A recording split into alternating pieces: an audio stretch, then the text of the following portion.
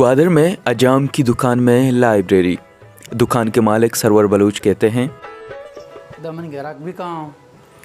यहाँ कस्टमर्स आते हैं, रश लगा रहता है। वो अपनी बारी के लिए इंतज़ार करते हुए किताबों का मुताला करते हैं।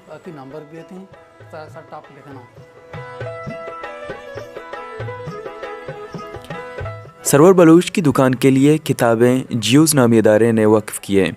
जियूज़ के केबी फराग कहते हैं, जियूज़ का हमेशा से काम रहा है कि किताब कल्चर को फ़रोग़ दिया जाए।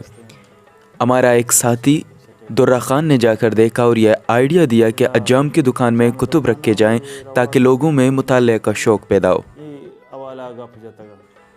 एक तालिब इल्म महराज बलूच इस वक्त यहाँ मौजूद हैं। महराज कहते हैं, मेरा नाम महराज है, मैं यहाँ बाल बनाने आया हूँ।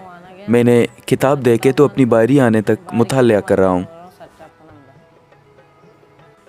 केबी फराग कहते हैं, इस अमल से बहुत फजीराई मिली।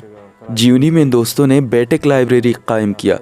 पसनी और कराची में भी दोस्तों ने बहुत ज़्यादा हौसला अफजाई की और इस कल्चर को मज़ीद फ़रोग़ दे रहे हैं ताकि मुताले का अमल जारी हो और हर जगह मुताले का माहौल कायम हो।